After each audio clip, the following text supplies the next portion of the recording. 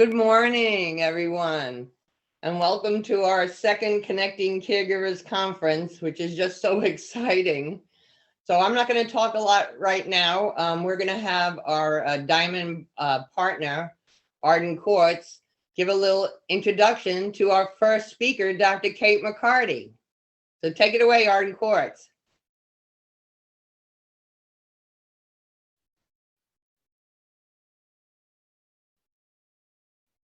No voice.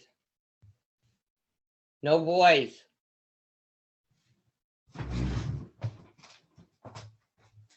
Unmute yourself. Well, I can't hear her. No. Master's degree, and she has worked in gerontology.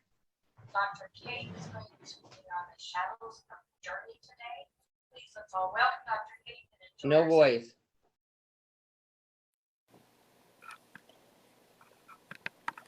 Hello, how are you? I'm Dr. Cate. Glad you could be here today. Can you all hear me? Thumbs up, please. Yeah, good. It's our first day, and that's a lot. We get to work out a lot of kinks. You all know this. A little bit like the first day after a diagnosis. We weren't surprised, maybe, but it's a lot to take in, a lot to juggle. Today, we're going to talk a little bit about shadows, and one of the beautiful things about this journey called life is that some days we're in a sunset and some days we're in a sunrise. So you can kind of guess wherever you're at, that's what that picture is of. Shadows on the dementia journey, we're going to talk a little bit about grief. There's a large shadow when two people go into the neurologist's office and we get a diagnosis. And that's, we've already felt a little bit of that shade, right? I know today's jargon, there's something about casting shade. Well, there's a little shade that gets cast before we even show up and try to figure out what's really going on with our partner. But I think what we don't always get a chance to acknowledge is the grief for both of us, right? And that's maybe not the best start, but I promise we'll wrap it around. And by, day 3, you'll have a lot of resources. But I think it's really important for us to acknowledge the shadows that happen. So that's where we're starting with. And I'm going to share my screen here. And then let me see if I can advance my, I think am I sharing my screen? I assume I am not yet. Here I am. Forgive us for our technology stuff. Now I have to figure out how to advance the screen. There we go. This is a picture from 8 years ago, at least 8, maybe 9 or 10. And you see I wrote this poem, and you can certainly appreciate that we have days of sunshine where we're walking hand in hand beside one another. We have days of deep woods, both of us unable to see the other, because that happens often. The shadow of dementia, tall and dark, creating a cold and quiet world. Once we walked hand in hand through both the shade and the sun. They were fine days that we look back on with longing, days where shadows were natural and taken with ease. Today, the shadow of diagnosis causes dis-ease of the brain and of the heart. Shadows that extend for each of us, one ahead and one behind. And it's interesting that as we walk together, Mike and I, because we do have a diagnosis and have for about 8 to 10 years, we don't always walk side by side, and that's very telling. And there's different reasons for that depending on the day. And I wanted to ask you, do you have memories of your heyday? Maybe it's your mom and you, and maybe it was a shopping trip. Maybe it was just an amazing relationship where you could share anything. Again, spouse, good friend, brother. These are all, we can look back and see, hopefully, times, but we'll talk, sometimes we can't, and we'll talk about that. This paradise that we are in this picture, we just had a rudimentary diagnosis of mild cognitive impairment. This paradise was amazing. It was very isolating. It was very dependent on systems that only one of us knew how to operate because we were living on a sailboat. The light of those times still pull at my heart. You see, I'm still using a sailboat picture. one of the beauties in our walk is that they don't pull at Mike's heart quite the same way. He's adjusted to being what we call a clod, a cruiser living on dirt. And we've been living on dirt for quite a few years, maybe 4 or 5. It's hard to know. The pandemic was a lost time, right? When we look at shadows and we look at grief, I do have a master's in thanatology, which is the study of death and dying. And grief is a powerful thing, and we all have experienced it, maybe as a child with a pet. But when we look at the shadows that we're looking at in dementia grief, doesn't matter what type of dementia is, doesn't matter the diagnosis, there's a stigma. We may have experienced it already. We may have experienced where we were no longer able to go to certain places because of something that had been said or a behavior that had been done, or people start pulling away. Even the word dementia is, I call it the big D. We used to have the big C, now we have the big D. It has a lot of stigma involved in it. And what's really unique about the grief of dementia, and this showed up, I think it was 2013, which is very old data now. Actually, it might be more like 2007.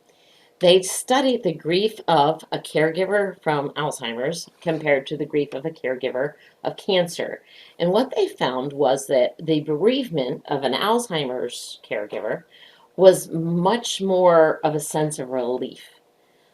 Those of us who are walking this journey understand that. Sometimes you think, how much longer? That's, as a dementia coach, I get that question a lot. I know Dr. Cummings, we look at staging tools, but none of us have that crystal ball that says how much longer.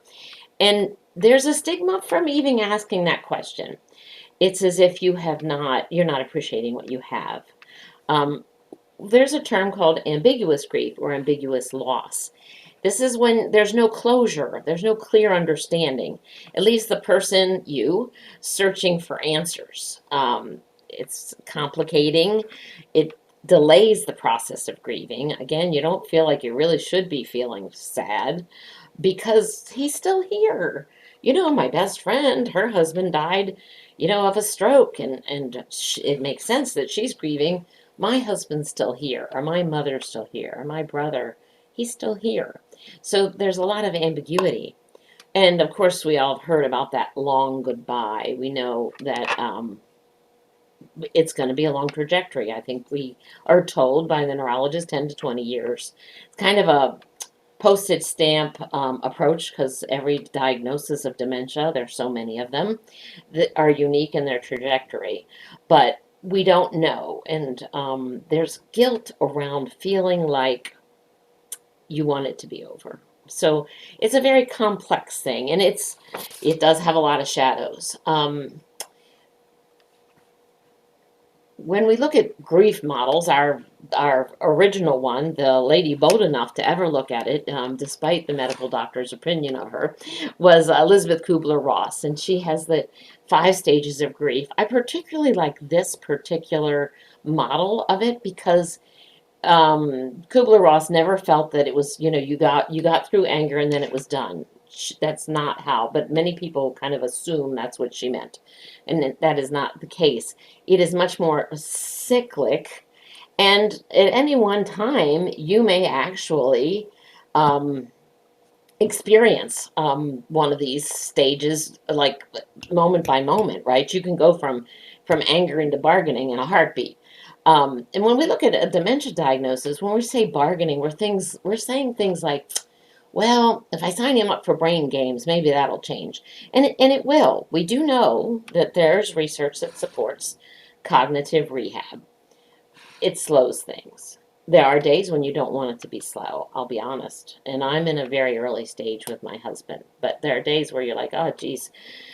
Other days, you're like, you want to do that. And we'll talk a little bit about the choice of how you grieve, because we all kind of lean on one side or the other. But when we look at these, Kubler-Ross wrote these from looking at people who were dying.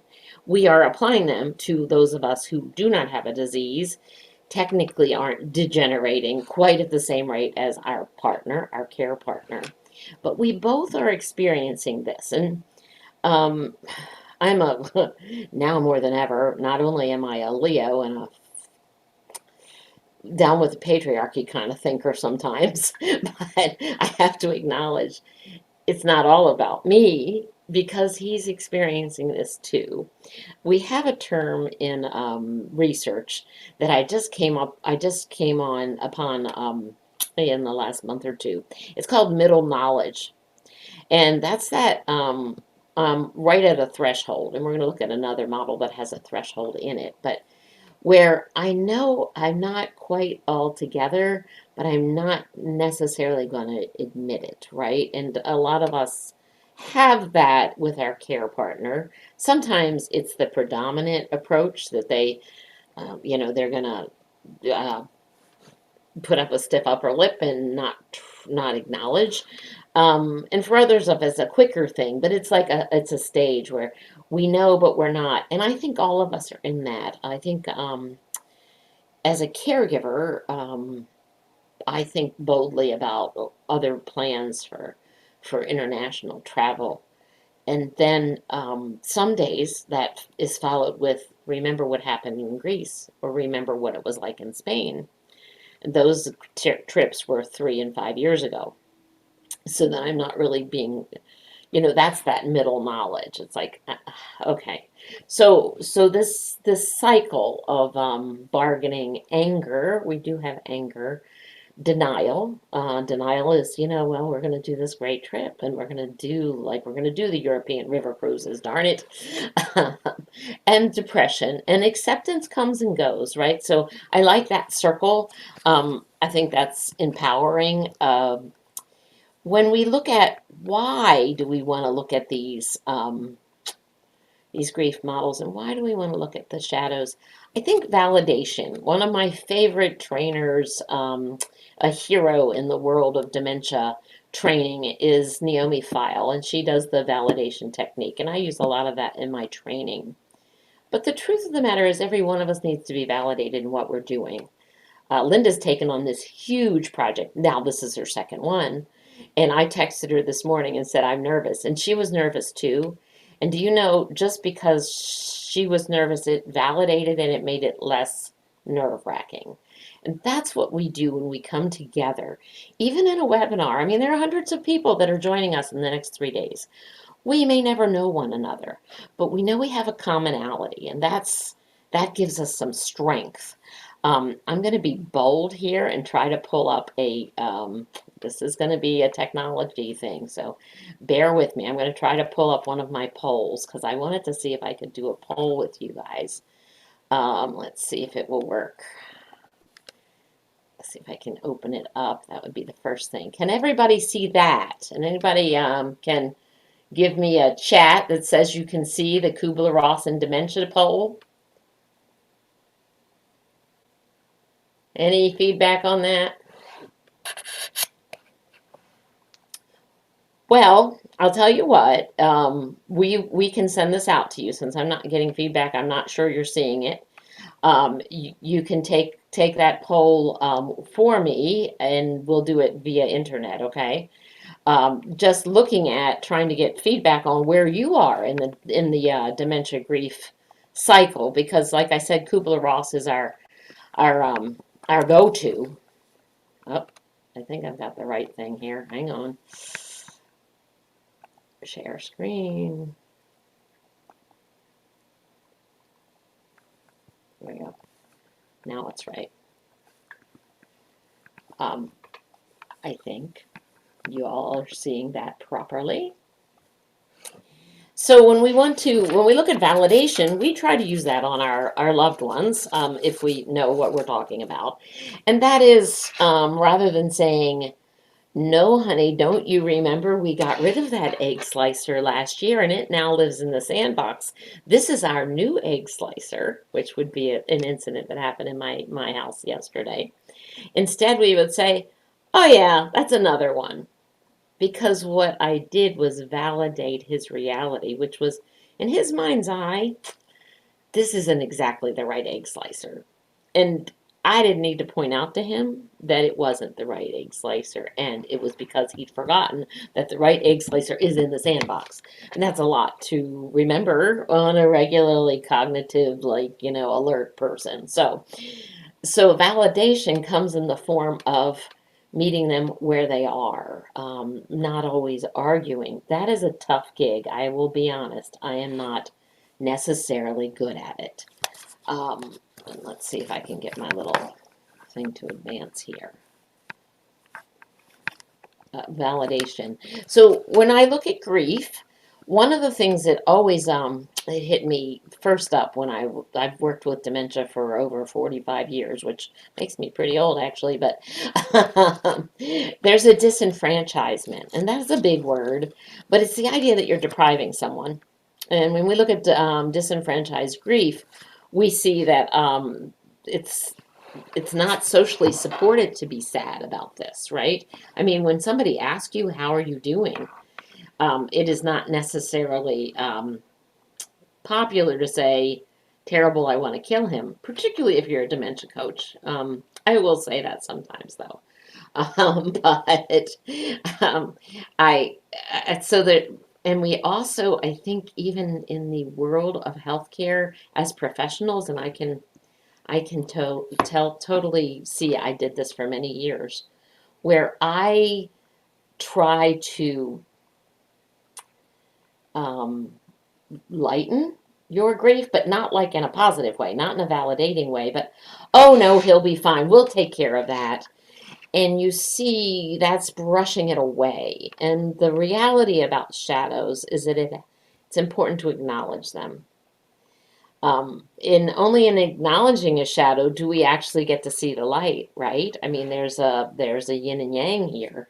I'll have some good pictures for that in a minute. But when we're dealing with a loss, and this kind of goes across dementia. I mean, if you have congestive heart failure, it's a similar long trajectory. You don't always feel like you can do the rituals or the grieving that you would do. So you're deprived. We need some validation as a group of care partners that it's okay to be sad. It's okay to be angry. It's okay to be in denial. And I think sometimes we don't get that. And I didn't understand that until it was me. Working now. We're getting some feedback from our technology here. When we look at ambiguous. Now, see, we have lots of labels for grief, right? And I'm not sure we're going to come up with one that researchers have put together just for dementia, but there's an ambiguity, and you see these lengthening shadows, which I spoke of a minute ago. We say, why am I depressed? He's right here. He's doing really well. In my support group, people are doing much worse, right? So we end up questioning our motives and our sanity and our compassion. And some days everything's peachy keen. Some days it's all sunshine, and some days it's all shade, right? An example, he gets stuck on a topic and he'll not move on. It's called perseveration. I always chuckle, Mike and I chuckle, because we have, sometimes we are not in middle knowledge and we can talk about this. And I said, it was the first word he read in my dissertation. He was my major editor proofreader for my dissertation for my doctorate, was perseveration. And I had to explain to him what that was. And now we live it. And it's like, oh, geez. So when he gets stuck and he won't move on and he'll repeat every detail, I have to say he's doing his best. He's tracking every detail in order to not lose track. Now, my head says this. My heart is like ripping her clothes like Job and like screaming to the Lord. But my head is like, well, and I think that we have to acknowledge some of the heart too. It's exhausting. It slows you down. I'm a fast pacer. You can tell by my speech pattern. It's a new unsavory norm that's not very pleasant. And it's okay to feel sad about that. Recognizing the change and experiencing the loss with someone in a safe place. Because you can share this with someone who is not safe. And they will then proceed to tell you, oh, don't worry about it. This is going to be fine. I had a friend that did this and they did X, Y, Z and everything was perfect, right?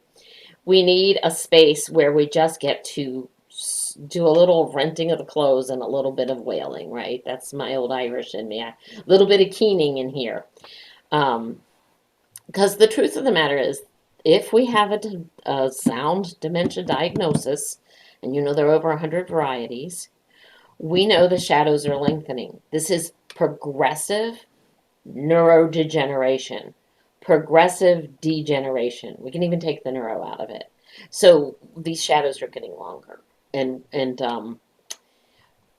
I like to think if I can acknowledge the shadow today, I can also see the sun a little bit better so that when I get further down the pike and these shadows are longer, I will do better, right? That's kind of my goal and my focus. So that was kind of the ambiguous grief part. Complicated. Well, don't you hear this all the time in rom-com. Well, it's complicated. Well, isn't that the truth? I mean, basically, we're dealing with a form of bereavement that has no group. I mean, we have Grief Share. I've had many of my widowers go to Grief Share, and that's a great program. Spiritually based, international, easily accessible. It's hard to fit in. It's complicated. He's still here. She's still here. They are still here. So with the complicated, we have like this, we want to maybe deny or repress it a little bit. We try to avoid the aspects of loss, some of us more than others. Um, we go through these cycles of the denial and then the impact. I always think of Charles Dickens, the best of times and the worst of times. We talk all the time in dementia world of, why does he keep wanting to go home? Or why does she keep asking to go home? Well, we are thirsting for home too. I'd give my eye teeth to have one evening right in that sailboat cockpit looking at that sunrise, preferably without no-see-ums, because the no-see-ums were a big problem. But, but so we are all searching for that. Sometimes we don't allow them. We'll say, "Oh, you're already home. What are you whining about?" Well, hopefully we don't say it exactly like that, but the same is true for us. That's seeking, and that's like that complicated grief. And the complication, this is what keeps us from getting home health in, you know? Because when I do that, I admit I'm not capable anymore. Or asking family for help. I mean, we had my son was here this weekend, and I would have loved for him to help Mike on a ladder, and I couldn't get it to happen. And I don't know how to make it happen. I think I'm gonna have to pay somebody to do the stupid ladder thing. But um, is that denial? Maybe. Is that not wanting to complicate your relationship with your kids? Definitely. Even when we look at placement, this is a hurdle that we resist because of the complication. We need grief support groups for dementia. Because every time I make a change and every time I ask for help or I take less work because I need more time or I say no to something that I really want to do, but I know it'll disrupt the routine and I'll pay dearly for it.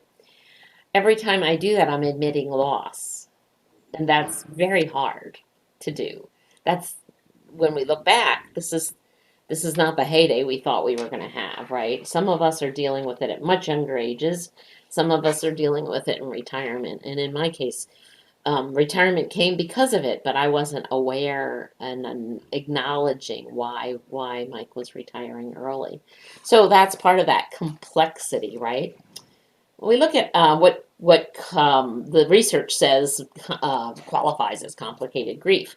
We out of this list of 7, I see at least 4 of them that can apply. Deaths from an overly lengthy illness. Well, amen, right? That can be CHF. That can be vascular stroke activity that lasts for years. There are many, it's not just Alzheimer's dementias and related dementias that have this lengthy illness, but it does make it for complications. When we look at the bereaved's perception that the death was somehow preventable. I hear this as a dementia coach from family members who felt like maybe they should have done the Mediterranean diet at 40 or 50. We often have neurologists telling us to do this at 60 and 70. That's that preventability. Or we have caregivers who say, if only he would have gotten out of that chair more often, he wouldn't be this way. He let his brain rot. So there's a lot of like, oh, and that's that anger and that angst and that unresolved that's going on. Also, like in my case, it's it's drug use. I mean, I'm like, crap, if I had known ahead of time that he'd used LSD for that many years, I might not have done this right. Let's talk about complicated grief there. So the preventableness of it can be a complexity. When we look at when the relationship is markedly angry or ambivalent or markedly dependent, that's our number 5 there. That covers a host of things.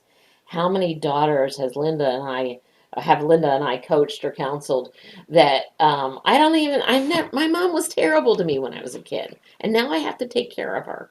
Well, that's called complicated grief, right? There's a lot of feelings to be processed in that, a lot. And there are choices that can be made that will help navigate that grief. But if it's not acknowledged, if we don't acknowledge these shadows, then we don't get to walk through it as easily, for sure. And I have family members in my own family that are still 20 years later stuck in that shadow, stuck in the shade because of unresolved things that never got processed. And it was complicated, right? It was there is ambiguity about what the relationship meant, what the loss meant. And then this lack of social support. I can say that as a wife. I mean, no, not as a wife. That's a different story. But my kids, I, it's sad that my son didn't take the time to do any of the things that I had put in the works as possible things that Mike needed help with. Complicated? Mike's not his dad, right? Mike's a stepdad and a very recent stepdad. So that's the complexity that, and there's sadness around that. Now, not a wailing, keening kind of sadness, but I'm going to have to fix this. And to be honest, there's an awful big pile of things that's constantly accumulating that I have to take on. And that's sad, right? That's, a weekend at the beach with a book is like, it's like a very distant possibility because I would have to ask for help. I'd have to acknowledge that maybe I need help faster than other people. That would be hard because I'm a very competitive person. So there's a lot of value, I think, and I may not be convincing you, I realize that, but in honoring that it's okay to be sad and finding, now next we're going to move into finding what we do with that, right? Here is the one that was actually created for dementia grief, 2017, so not as recent as one would like, but the world's been a little complicated with research in the last few years. And this is the dementia grief cycle. And I had to, of course, because it was done by academics, I had to rename, and I see it's not showing up on here. This particular, and you can see it's a cycle, but this particular item, liminality, this is threshold. This is betwixt and between. This is middle knowledge. This is between stages. Because as we talk about in support group all the time, okay, I got used to this. I am okay with the fact that he's going to shadow me, and that is a thing that's not related to our topics really, but he's going to stick to me like glue and go with me everywhere I go and be very anxious when I'm not in his world. I can deal with that. But don't you know, you're right on the threshold of another change, progressive degeneration. So we don't know when that next shoe is going to drop, right? Or the next situation, incontinence is going to come. We have our stages and we know what they look like. And of course, not everybody is unique in how they change and how their brain is changing. But that threshold, so separation, yeah, we're not in that beautiful picture in the Caribbean. Of course, even that picture, we already knew about what was happening. So we had the separation. Then we acknowledge some loss, right? We get a little MCI diagnosis. I have to say little because I always chuckle. It was a very older, excuse me, I'm an ageist and old, so there you go. An older neurologist, and he gave me no eye contact, had no questions for me, and his initial diagnosis was that he's just got a little MCI. And I always chuckle because that's being like a little pregnant, right? Just a little pregnant. So, so we acknowledge it, and then we're at this threshold, and this is where, we make big decisions like getting off the boat, right? Or moving closer to family. I think of one of our support groups, and she doesn't have any friends, and I kind of am that way too. My friends are all in Florida, but I live here because I have family here. So there's these thresholds.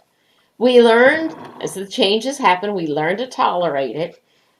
We come on out of that and we're like, okay, I'm on top. I'm almost on top here. And I don't know that we're ever on top of the situation. We adapt and then we go through the cycle again. Dementia grief is so unique because it's compounded serial losses and they build in number and magnitude. Um, we go into holding patterns and probably for self-preservation, denial happens. And I think that's really probably for self-preservation. Because if we constantly look at where we're going, it's too tough. And I have one of my support group attendees that says, well, I don't need to know this, Kate. You're so depressing. And I am. I can be very depressing. At the same time, if I don't know where I'm going, I can't get myself together. I can't take the time. Like if I thought that this was going to be not as hard as perhaps it will be, I wouldn't necessarily take care of myself. For example, there was a time not that long ago where I thought, well, I'm just going to outlive this and then I'll get caught up and I'll get healthy. I'll get to the doctor's appointments and I'll start caring about my weight and blah, blah, blah. But no, no, no, no, no, no, no, no, no. Right? So we've had a little reemergence and it's like, no, I mean, um, our goal is to survive and maybe thrive, which seems like a terribly long reach, but to at least survive and to adapt and to continue to adapt. This idea of adaptation, I mean, it was a big thing for Charles Darwin. And if you don't believe in Darwin, it's in Philippians, it's in the Bible. And Philippians says, not that I'm speaking of being in need, for I've learned in whatever situation I am to be content. I know how to be brought low, and I know how to abound. And when you look at, and sorry, God, but I'm going to switch to roaches. When you think about roaches and how they have survived through from apparently the Ice Age, it's adaptation. It's adaptation. So I've been thinking, and I took the time to look it up on the internet. There is a movie, and the best part of the movie for me was this one little phrase, adapt or die. Interestingly enough, being baseball season, that came out of the movie Moneyball. And I can't remember who was in that. Maybe it was Brad Pitt, of course. He said adapt or die. And he was talking to an old school baseball guy, and Brad's pitching this way of running numbers, of looking at the stats and like winning through stats. I think in general, we have a lot of old ways of looking at dementia, and it's time that as an industry and as professionals, we need to adapt. I think the pandemic really put that out, but that's a whole different conference. But that adaptation, so it is a cycle.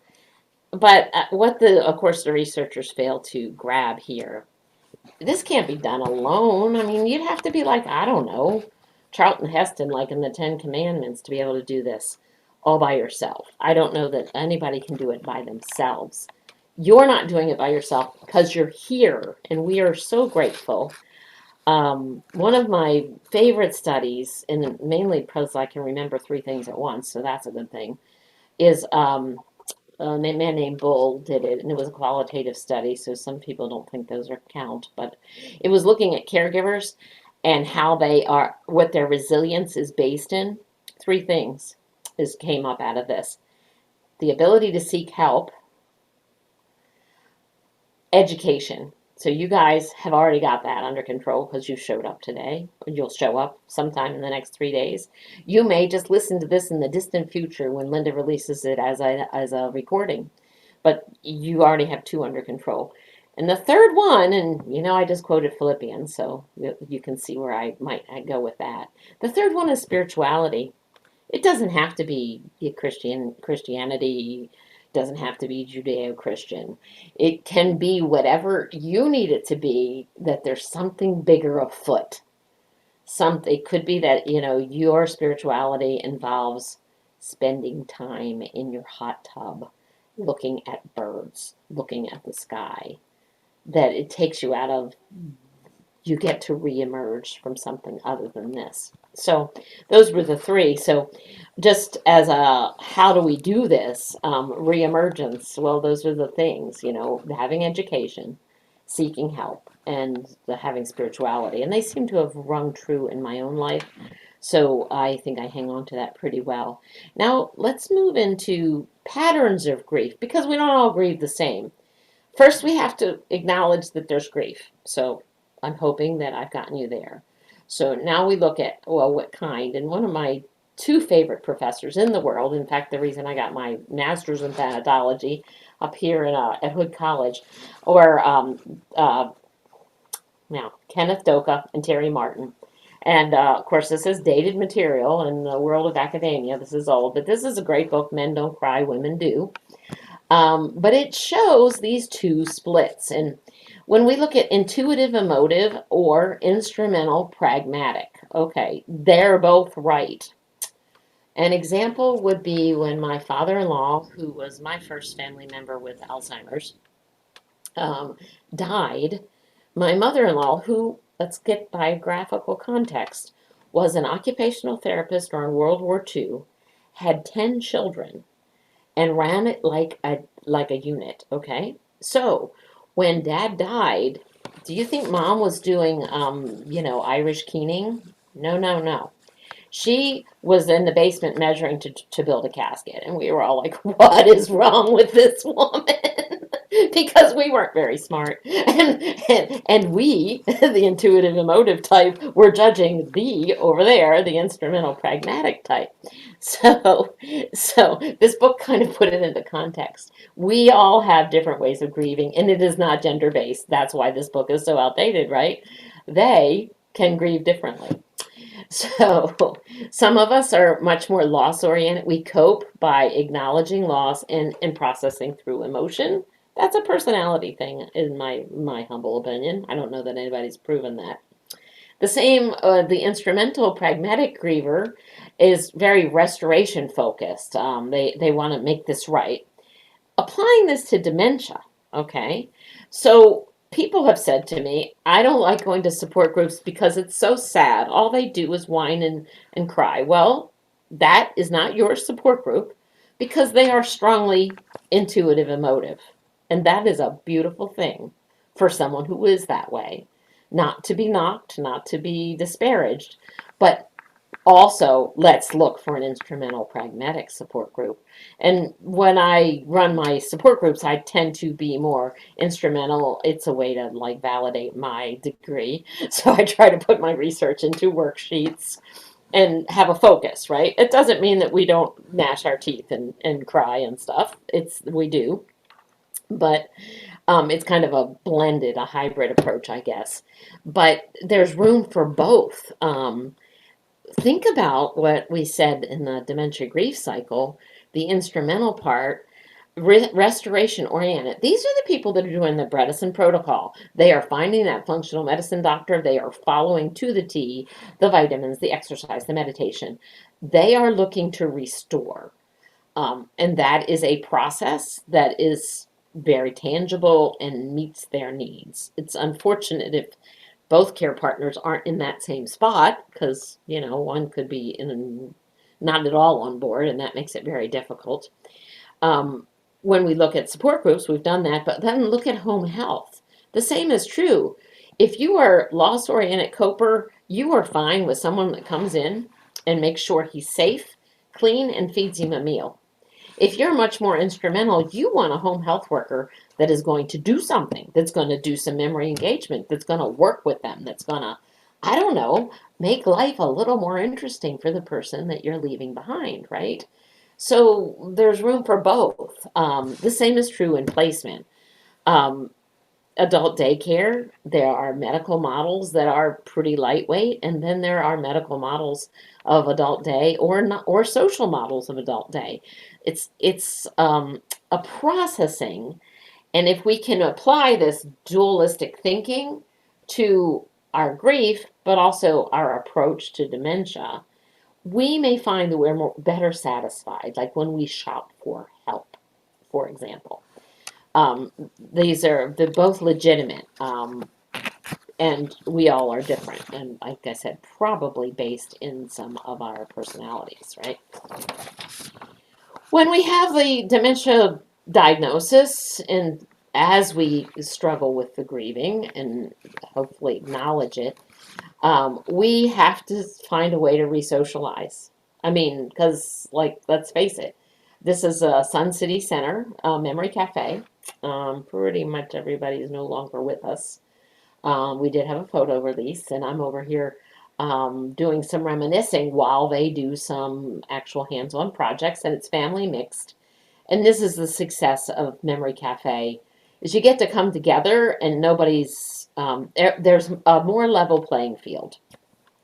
Um, when we look at dementia research, we see that people do better when they're with like-minded. Now, that doesn't mean that people in late stage do well with early stage and vice versa. Much like if you were to put your 8-year-old niece with a newborn, not a good fit, right? So there is some adaptation for where people are. Memory cafes in general, according to the Alzheimer's Association approach, are for early stage. Memory cafes run with Arden Courts have been for all stages because we adapt and we figure it out, right? And the bottom line is people in late stage really can't get everybody on board either with the technology for a Zoom memory cafe, which we have, or for the getting them out the door for a live memory cafe. So that sort of equalizes things. We we find that, you know, he can no longer do the pinochle group. I mean, we had a fellow that was going down to the senior center to do pinochle. Well, before long, he wasn't willing to. Why is he not willing to? Because he can't do it as well. He's feeling inferior. So we have to kind of start adapting our lifestyle. And if we're working care partners, we adapt our work schedule. We try to triage social need. Recently had a death in the family, and I triaged whether I was including Mike in all of the bereavement activities. And I was able to navigate that I did not include him. He wanted to remember the person as they were, and by not including him, I could be as present as I needed to be to my family. I didn't have to go home for a nap. For for Mike's nap, I didn't have to cut things short. I was focused on just them, and oh, what a gift that was. Not one that maybe I will get to do in the future, but for now, right then, that was a sunny spot, right? And we navigated, and everybody seemed okay. That, in fact, somewhat relieved that I hadn't included him. But so that's that whole, like, as we look at these shadows, we are called to adapt, and sometimes that is in our social approach. Um, this little puppy dog is always a fun one for me because I love the moon, and howling at the moon is, but this guy isn't howling, he's just processing, right? First step is to determine where you are in the grief cycle. As the illness advances, the losses accumulate, just as we've looked at, and the shadow starts to swallow you up. Well, okay, we can't have it swallow you up. The shadow starts blocking off light. It reduces the ill individual to just a mere silhouette of or ghost of what they once were. And many of you listening have already seen that ghost, and others of us, it comes and goes. It's fleeting, depending on energy level, depending on environment. We do have, like I said, grief share. Some of my dementia widows, and that is a term actually used in research for spouses whose mate hasn't died yet, but they are feeling that intimacy loss, they're feeling that loneliness. Um, and there actually are widows of people who died with a dementia diagnosis, have used grief share. That can be a wonderful fit. Uh, I have developed a new plan, Grief Shadow, it's a 16 course instrumental support group. You can join at any time and you can continue to come, but it's for the predeceased due to dementia. Because I see this great need and I see that each one of these concepts can be built on and help. And we can do that reflected kind of instrumental support group with worksheets, etc. So that is something that if you are interested, you can reach out to me and I have some information on that. But the first step is accepting that both of you are grieving. And sometimes it's easier to accept one than the other, right? As in so many any change strategy, the first step is admission, right? And to realize that it's normal, that it is okay. Now, that doesn't mean you won't need an antidepressant, because believe me, there are many of us on those. But again, you have to admit it, right? That I am not sure I can do this. I've reached out and I have counseling. Many of us have a therapist or a group settings that we go to give us support. So to give you and your care partner permission to recognize the losses. By doing so, you might free yourself enough to see the sun. Even though it's fading, the sun is still there. We talk about, there's a beautiful book called I'm Still Here. We're looking to capture what's remaining. But in order to capture what's remaining, we have to grieve what is lost as well. It's that yin and yang, that balance. How can I do this easiest? Well, seek others, right? Seek others who are walking the same path. Try a support group, a virtual support group, a live support group, memory cafes. Some are much more, they just chat, and that would be more loss oriented, perhaps. More, let's not say that, let's say emotive.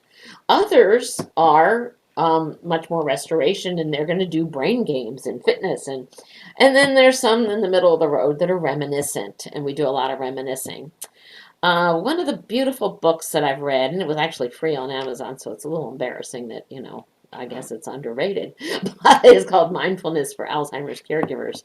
It talks about memorializing. We've talked a little bit about this in our support group. Having that picture of us in Salinas, Puerto Rico at the barbecue that we saw at the beginning of the slideshow. Having that to remember, yes, it can cause sadness, but it can also give us focus that there has been good times. The same annoying behavior today is planted in the past and was a positive. The husband who overthinks each decision today in a perseverative way was the engineer who has patents, who designed flight simulation. It's the mother who was the supermom or the friend that never forgot a holiday card. So having a little bit of a perspective from what we had.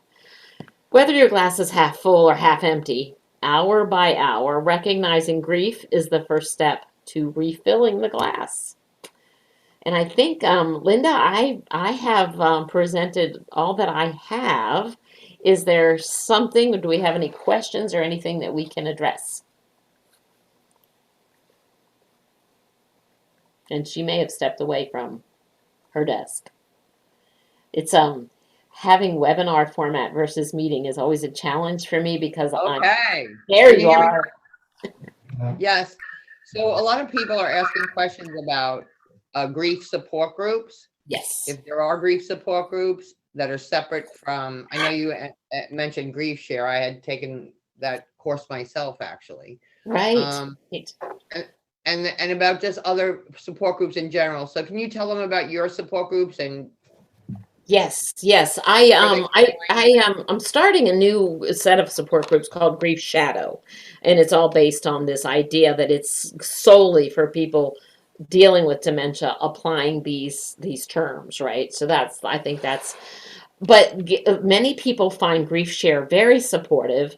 It depends on the group. Isn't that always the way, right?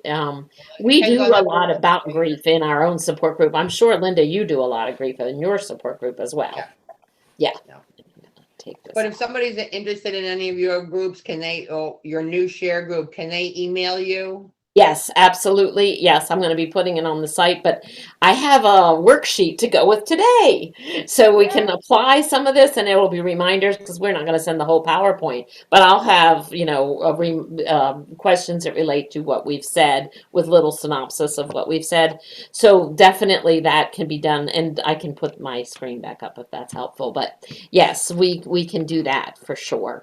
But we have many support groups in the Tampa Bay area you are a part of. We do a lot of virtual. I think you do as well. Yeah. Because we have people from all over the nation. It can't be beat. Shop around. It's just like when you're in a 12-step program, they say, look around, Right. find one that you feel comfortable with and stick with it, right? Right. Because, you never really graduate. Back in the day, I thought that you graduated, but you don't. Well, I'll tell you what's happening now with my support group. So I do 3 support groups online a month. I do a journaling workshop online. I'm starting live support groups next month. Good. Again. So I lost my track of thought. And your journaling one is very much that fits under the instrumental coping. Yeah. Yes, I mean, because I have my feelings, I need to get them out, right? And so it kind of crosses both those kinds of grieving. Beautiful. Yeah. So what I'm finding now, though, in my support groups, that probably 50% of the people in the group are grieving. Their loved one has passed, and they still come back because they want to be part of the group and they want. So what I'm starting in probably next month, it's going to be a mentor program. Good. So if your loved one died of Parkinson's and someone new comes into the group that their loved one was just diagnosed, you become partners. Nice. And then they could do it during the week and in between support groups. Beautiful. And it also gives the person whose loved one has passed away another purpose. Right. Yes, exactly. Because you're so used to caregiving, you don't know what the heck else to do now. Yes. We have lots of questions. I'm not sure who's going to. Do you have a question answer? I hope so, because there's a lot of them out there. I can see somebody's asking too about CEUs, and I'll let the listeners know the CEUs are offered the last day of the conference when Dr. Karen Truman is having her session. So if you came in here looking for the CEUs, you need to come back on Thursday afternoon at 3:00. Right. And you can contact me. You can contact Linda. That we know about our support groups. Memory Cafe, there's an international directory. I have people coming from Utah that saw us on the Memory Cafe directory. So, there's a plethora of ideas. So reach out to us and we can give you what we have. There should be a master sheet. I don't know. I think Alzheimer's Association has their master sheet, but we're not all on their master sheet. I'm going to try on my website, update like yours, mine, Karen's, and have, Debbie Self-Savage, have them in one place so people can find that, because a lot of us are doing virtual. In fact, It's really, when I always speak in my support groups about taking care of yourself, which we're going to talk about in a little while, I made a deal with myself 9 months ago that I'm going away once a month for the rest of my life, even if it's one night, because I'm getting older and I really need to nourish myself on my caregiving, journey and everything. So the last week in May, I'm going to meet 2 of my caregivers in Seattle, Washington that I met through my Zoom support group. Oh, that's beautiful. I love it. And you can relate so much more when you've been in somebody's home or you've seen them eye to eye. I mean, when I come down, I'm like, oh, I didn't know this is how advanced this person was. Or, oh, how's your garden doing? Because I really, so it kind of puts it all together. Because you gain friendships. You do. You do. People are it is. 3, 4, 5 years. You know how it is. They're like family. They are. You know everything. I mean, and it hurts sometimes. It hurts when you see them making a false move or. Yeah. Well, you know, Right. last month I had a caregiver luncheon, and one of my caregivers from another part of the country happened to be visiting Florida, so they came. And another one of my caregivers whose mom had passed away moved from Georgia to Florida. So they Wow. got to see each other in person, you know, instead of just on Zoom. It was very cool. Nice. Really, really good. Beautiful. Somebody Beautiful. just asked another question. Is this 1 day webinar? No, this is 3 days. 3 days from 9 to 4. If you look on the website, the conference website, it gives you the entire agenda. Right. But we're going to be rocking and rolling for 3 days. Nice. Just Nice. know that also, if you registered for the conference, even if you can't stay for all the sessions, I know people have to work, they have loved ones to take care of. As long as you registered within 2 weeks after the conference, I'm going to send you 21 videos of the conference. Nice. So you will have them to watch at your leisure, to share with friends, to just remind yourself, because I know what happens. You know, somebody's on the webinar and all of a sudden, oh, mom needs something. Oh, it's time for this. Yes. Yes. So, And it's great to have them. Arden Courts has a back. All the Tam Cummings ones, they're up on their site. Anything they've done national, they have it's fabulous. It's like a whole recordings lot. up. Well, and sometimes you don't think you need it until then you need it, right? Many of us go back to YouTube and we're looking at Teepa Snow from 1996, right? But it's okay because it's Teepa and we need that support right then, right? Yeah. And you have your Tuesday tips for caregivers. I have my memory minutes, Yeah. trying to stay relevant.